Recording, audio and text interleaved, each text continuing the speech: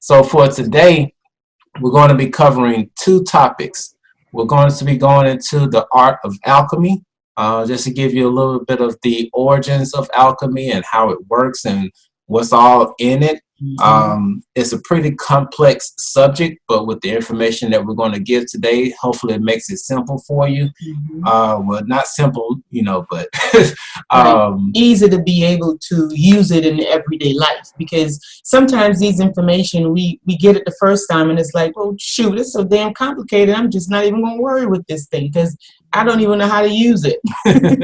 Right. So we're going to try to put it in a form where we can actually use it in our everyday lives. And sometimes we do this already, but we just don't do it on a conscious level. Right. So we're just bringing it to your awareness so that you can use it to your best benefit. And again, you guys know all this stuff already. We just here reminding. We just reminders. Yeah. We're just holding space for y'all. Yeah. Sparking that flame. So we're just like I said, we're going to go through and do like a quick recap. We're actually just going to run through the slides from beginning up until today. And so we're going to go through it quick, kind of fast. So if anybody has any questions along the way, we just ask that you respect the time and try to keep it in a window of between 2 to 5 minutes so that way we can go on to day 3 material, okay? All right, so going into the first one, okay? So when we look into the first one, we're talking about self-mastery, and self-mastery is pretty much a gift, all right? And when it comes to self-mastery, it's pretty simple. Either you can stay on track or you go off track, okay? But when it comes to self-mastery, there are some things that hinder us from achieving self-mastery. You want to touch on those real quick, man? Yep, really simple. The sensual desires, ill will or aversion, dullness or heaviness, restlessness, or skeptical doubt. The last one is one that really gets 99.9% of the population. Yes. And when we talk about sensual desires, we're talking about pretty much your 5 senses. You can be on a goal to achieving something, let's just say weight loss, but along your journey, you see your favorite restaurant, you just have to go in, and if you indulge, you're going to get off track. So it can be tied to a couple of different things as far as emotions and things of that nature, but these are desires. I mean, they're not good or bad desires, but if they're taking you off your track of achieving whatever goal you're trying to achieve, then there's something you have to take a look into. Right. If either of those go out of balance. All right. And you want to do the ill will? Yeah, the ill will. Yeah, this is just negative emotions, negative belief systems, directed towards individual things or situations. This is just your emotions, not really having your emotions in balance. And so when you think of self-mastery, you want to think of yourself being in balance and in alignment to get to the next phase or the next level of your own growth and evolution on a spiritual and physical level. So most of these is just detailed ways of telling you to kind of bring it to the spotlight so that you can be aware of it when you're actually doing it, to let you know to bring yourself back into alignment. So this is just one of it with the emotions. Yes. And the next one is dullness or heaviness, and this is just flat out being lazy, or just being non-motivated or in a depression. Because, whenever you're in something like that, something that's time sensitive that you need to get done, you definitely can't be lazy. And if you're depressed, you're all in your emotions, just wallowing in it. It can hinder you from achieving whatever your goals for self-mastery or mastering anything in that matter. Or feeling trapped. And then the restlessness, this is the monkey mind pretty much. Thoughts everywhere. You really can't get it into focus. And then the skeptical doubt. These are the questions that we always ask ourselves, like, can I do this? What if this? What if that? And do I know how to do this? Or who am I to do this, and things of that nature? These types of questions can hold us back from achieving our goals. All right. And one of the one of the techniques for recognizing and understanding these hindrances is a technique that we called, it actually came from a monk. I can't remember his name saw at the time. him. Yeah. Mm-hmm. He Let said, it rain. let it rain, which is you recognize, you accept, you investigate, and then you non-identify. Right. Knowing that your circumstances, your situations, your emotions, it's not you. Mm-hmm. Yeah. So in the first step, you recognize whatever hindrance that you're experiencing at that time, and keeping in mind that this whole process requires you to be present. Yeah. You really have to be out of the fight or flight mode, because when you're in the fight or flight mode, that logical mind can't stop and do this process. So you really have to get to a point of calming down. And then the next one, Accept. So you just got to embrace everything. The stuff you like, the stuff you don't like. It's going to take, you have to be really authentic with yourself to be able to even start this process. So you just have to really like, oh, shoot, you know what? Hey, it is what it is. And at that point, you embrace it, you accept it in its fullness, whatever it is. Yep. And then next, you investigate. This is when you really get into that shadow work and you figure out where did this hindrance come from, because they're rooted in something. So you have to figure out what it is, when it happened, where it happened, who did it, and why. Right. You know?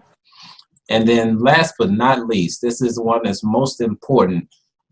This is a part of really letting go, is understanding that you are not the body, you are not the mind, and you are not your emotions. Yes, these are tools that we all have here to navigate this realm of existence so that we can have our experience in its fullness. So when we start identifying with the body, the mind, and emotions, that's why we get confused. Mm-hmm. And that's why things don't start to, it doesn't make sense to us, because it's like identifying with your hammer. Like, you know, this hammer is me. No, the hammer is used for something specific. Mm-hmm. So once you come into that understanding that these things are not me, they're my tools, and then you put yourself in the alignment, in a balanced state, body, mind, and emotions, then you can be able to use these tools like how you're supposed to and have a better experience. Yep.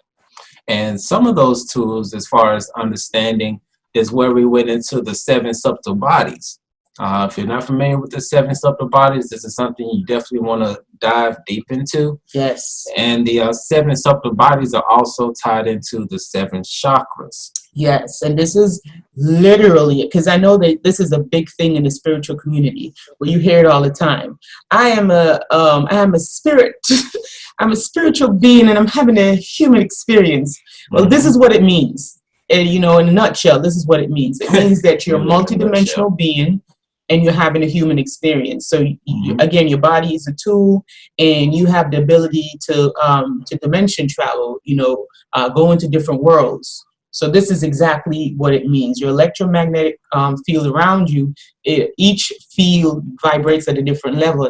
The further out you go, the higher and faster the frequency is. So it's able to tap into different worlds and different dimensions. It's just a matter of getting your energy points and pools in alignment so that you can do it on a conscious level. And that's the whole point of life, is to being able to, you know, connect the divine within and master it. Yep. And so with that first level, which is the etheric body, which is connected to your root chakra, this field actually sits right outside of your body, about 1 to 2 inches outside of your body. And this actually holds a lot of the information as far as your physical body, your health, and things of that nature. Yeah, you can. This is how shamans can look at you and tell if you're sick or if you're well or what's going on. All right. And then we'll look into the emotional body, which is about 1 to 3 inches outside of your body. Now, this is where your emotions lie. Right. And impacts, like, you know, highly sensitive individuals, this is what they pick up on. This is what they say, oh my God, you're draining my energy. Oh my God, I can't hear vibration. This is what, if you're highly sensitive, this is the one of the bodies that you're able to pick up on, because this one stems 1 to 3 inches away from the body. Yes. So that's what you're feeling. When you tell somebody, I just don't like your vibe, you're feeling the emotional body. Right. All right. And then the next one is the mental body, which is tied into your 3rd chakra, which is also your sacral chakra. And this one actually houses your ideas and your thoughts. And like I said on the first day that we did this, before I started this process, I always thought that my thoughts were actually inside of my head. But just when I got the understanding of the 7 subtle bodies and looking at the mental body, now you can see that these thoughts are actually external from you. Yeah. And it's the part of the reason why you can have an idea for a great invention, but if you don't take that leap of faith and actually go out there and make it, somebody else is going to get that same thought. Yep. So it's not something that originated inside of you. It's actually out in that mental body. Right. It's just a matter of who is able to really jump on it, because the universe likes speed. Yes. yes. And we're actually going to touch on that in just a little bit. And the next one is the astral body. Now, this is this is the body that we actually use to actually go to different dimensions. This is the body that actually bridges the physical world to the spiritual world. Yep. Okay. And then the next one is the etheric template body. You want to go on that one? Yeah, we're just going to brush through it real quick. This one, it's further out. Again, the further out you go, the higher it vibrates. So this is why I can get into these different dimensions, because it's at a higher frequency. Our body, our physical body, is at a very dense and low frequency, just so it can really, have this experience. So this one, the etheric template body, this is like advanced healers. Go ahead, Greg. Yeah, this is where advanced healers and things of that nature actually can. Now this is where also, hold on, make sure I'm not jumping ahead. But this is the part where, like my baby was talking about, where healers actually come through and they actually assist. Right. Because because my daughter just came in. Sorry. Now, keep in mind, when you go to a healer, right? When you think of a healer, you think that they're the ones that's healing you. They're not the ones that's doing the healing. You're the one that's doing the healing, because you have all of these things for yourself already. They form as a catalyst, okay? And so they form as a catalyst through the etheric template. And so they just activate your own healing so that you can heal yourself. So a lot of people get this confused. They're like, well, okay, they healed me. No, you healed yourself. They were just there as a bridge to help you to actually get that process done. Yeah, because if you remember, the first subtle body was the etheric body, which houses your physical body and your health. Right. So through this through the etheric template body, you can use that field to heal yourself. You don't really need a shaman, but in some people, they need that little extra lift. That's all that it means. Yes. And Teresa, did you have a question? I see you got your hand up. I'm sorry. No, I'm sorry. I accidentally did that because I couldn't figure out how to put my mic on. It's okay, Teresa. But I figured it out now. It's all love. All red. All right. All right. And then going on to the celestial body. Oh, wow. Yeah. Now, this is the one where you can actually communicate with the spirit world. This is where the communication comes in. And this is also where the unconditional love lies. Yes. Because so many people are looking for love, and they look for it externally, and it actually is external outside of you. It's just a few feet in front of you.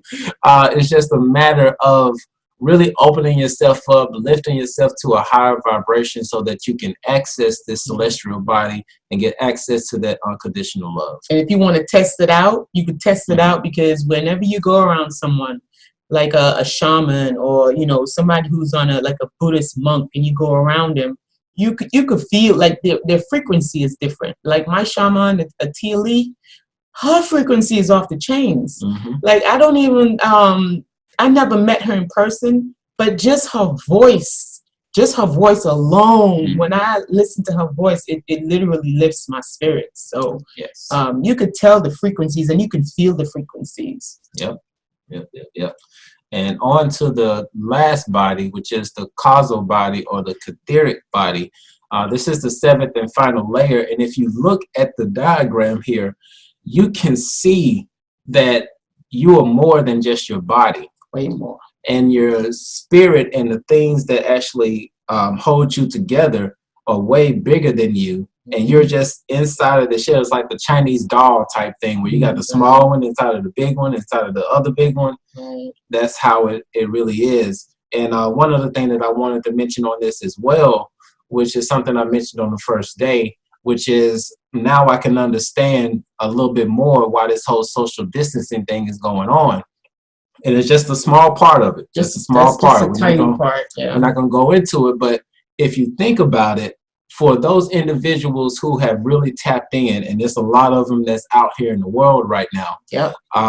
They're vibrating at such a high frequency that if they actually get close to somebody, they don't have to say anything. Mm-hmm. Just their vibration alone will lift somebody else's vibration. It's going to change some shit, and it's going to mess with the agenda. Mm-hmm. So that's what that purpose is serving. Yeah. Now, this also, a lot of people think that their spirit is inside of their body. It's the complete opposite. The complete opposite. You see, your etheric body, your template, it's outside of you. And it allows you to access different things. That's why it's outside of you. It's like an egg, as within, so without. We'll go into the 12 laws in a minute. But just like Mother Earth, we have cells on the planet, just like we have cells on the inside. So it's just a matter, when you bring these things into your awareness, you're able to have a purposeful life, because then you understand the interconnectedness of things. Yes. Now on to the next section that we went into, which is about changing the belief systems. Oh, this is a big one. Okay. Hopefully we can move through this one, but we may get a little stuck because there's some things that just have to be said. But first you have to break down the meaning of these words. If you don't have an etymology dictionary, you can go to etymology.com, if I'm not mistaken. It's free online, and you can actually type in the words to actually find out the origins of words. And I will recommend even looking up the simplest of words, because they actually have different meanings than you can really imagine. But when you look into the word belief, as you can see here is on the screen, it pretty much originated from saying that it's the confidence, repose in a personal thing, faith in a religion. So pretty much, just to sum it up, it's really a set of principles or tenets which together form a basis of a religion, philosophy, or moral code, like something that you hold dear to you. Yes. That's just to break it down, so we can get into the whole belief system, so you can see how this is literally running your whole entire life. Right. Now, these belief systems come out of core beliefs. And these core beliefs are just things that dictate your faith. They dictate your emotions, your behaviors, and they also dictate how you identify yourself, talking about the ego. Yep. All right. And just as an example, we're just taking one particular thought as a core belief, which is that I have to be right. Okay. And this is just a core belief. You don't know where it came from. Sometimes we're not even aware of these core beliefs. That's why we call them core beliefs, because they're in our subconscious. We're not going to say, oh, this is my core belief. No, you just, the only thing that you know is that you act upon these beliefs. You don't know that it's a belief. Yes. And just piggybacking off of these celestial bodies, as far as the emotional body, understanding that these thoughts are outside of you, and just like clouds, they come by and they come through your field. Not all of these thoughts deserve your attention, and you can see why in just a second. Because when you have the core belief that I'm right, you see these different scenarios that's right around here in this circle, and this belief that I'm right comes from one thing, which if you see in the light blue, where it says that I have to be right because I am right. Or you have to be right because if I'm wrong, I'm stupid. I have to be right because if I'm not, then I hate to be stupid. Right. You know, so you have all of these different beliefs that stem out of the core belief. And you have to look at which perception, which eyes, or which lenses are you looking through. Right. And it might not be this exact thing. You might have a different core belief that's embedded in the subconscious. This is just an example of one of so many. Yeah, and once again, giving a shout out to Gary Vann. He is one of the most prominent people who have actually gone through and helping people and breaking down the belief systems. This is part of some things that we went through and research that helped us, so we wanted to share that information as well. Now, when you look at these core beliefs, you can see the type of emotions or the feelings that stem from this, because just the belief that that I am right, that comes from pride. And then when you look into the one that says I hate to be stupid, that's self-hate. Right. Okay. And then you have the one that says if I am stupid, I'm worthless. Right. So you have all of these different perspectives, which are also fragments of yourself that are giving you, that are telling you a different story. Right. And it's just from that one core. And this is how you can have see different manifestations in your life. But it's coming from that one thing. And so many times if we can go and we can dissolve or we can heal that one thing, all those different fragments, it will kind of dissolve and take care of itself. And as you can see here from this diagram, just out of this core belief, we get our certain identities. Once again, when you look at the pride, is you can see you're happy, you got pride for yourself. Or then you have the one that says, oh, I'm worthless, where you have this worthless character part of you. And this is just, once again, taking, like, just imagine if you were inside of that circle, and the only thing that you can see, like when you turn, you see one of these feelings of pride, fear, self-hate. But if you're able to actually come outside of that circle and see all of these different aspects of yourself, then you can kick in that logical mind and say, is that really what's going on?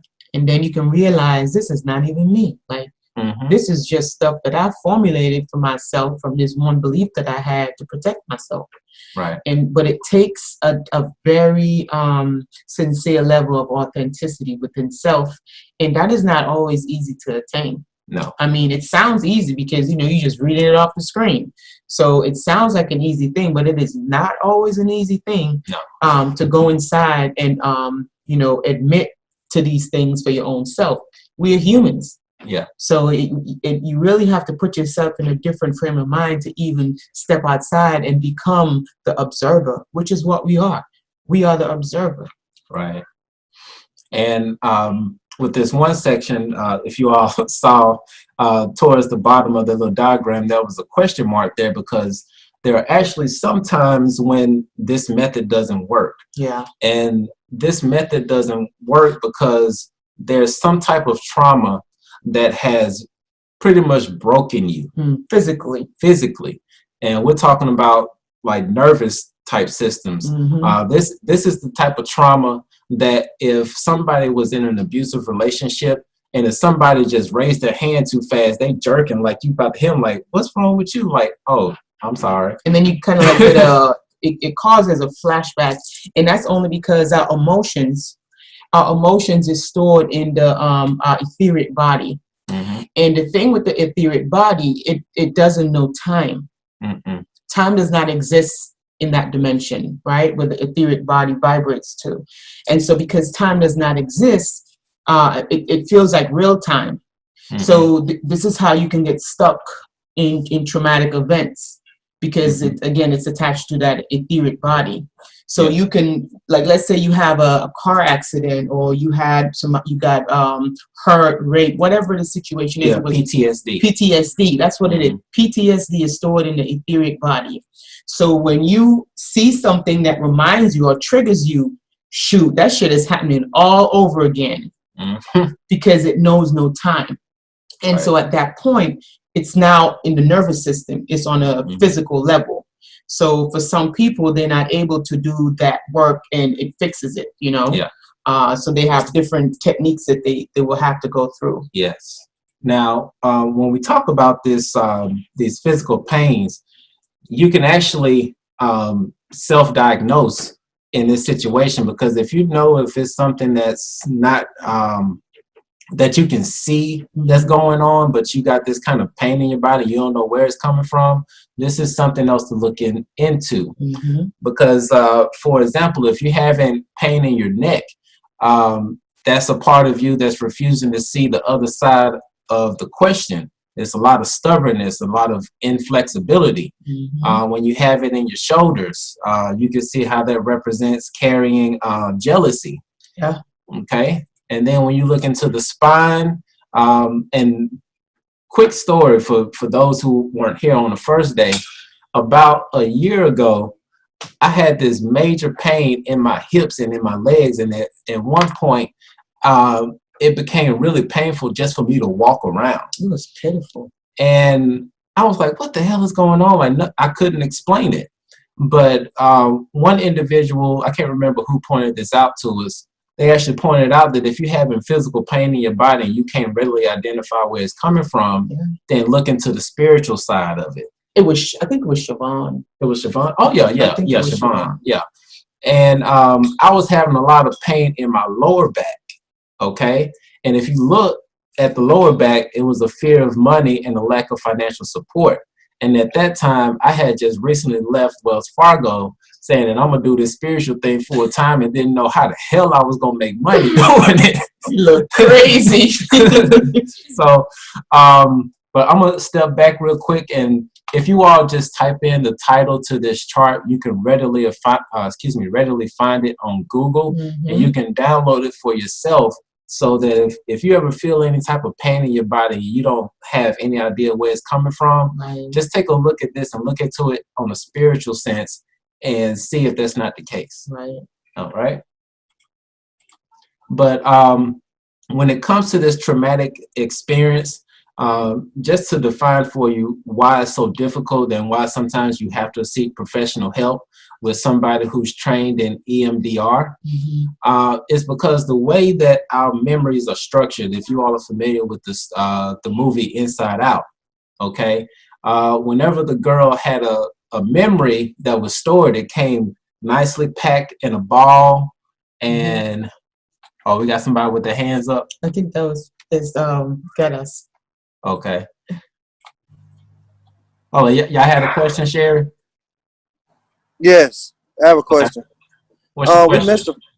We missed the first day. Is there any way that I can get these slides to look more into the letter slide? We're gonna send it to you via email. Yeah, we'll send it to you via email. You get the whole video, because in that video, it was about 2 hours. Yeah. And we dove pretty deeply into it, so we can send the video to you. Yeah, we just do like a little refresher, just so you guys can catch up to where we at the sexual alchemy, so you can see how it all ties in and how it all makes sense, so that we just don't jump in, because you'll miss like a big portion of it.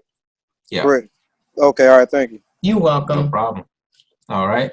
But when it comes to memories, once again, if you know about the movie Inside Out, you know how whenever the girl had a memory, it was tied to an emotion and it had a color, and that ball came through and it was all typed together nice and neat. Yeah. So, and that's the way that our brain normally stores memories, whether they're good or bad. But when it comes to a traumatic event, just imagine one of those balls dropping and breaking, going everywhere, shattering in pieces.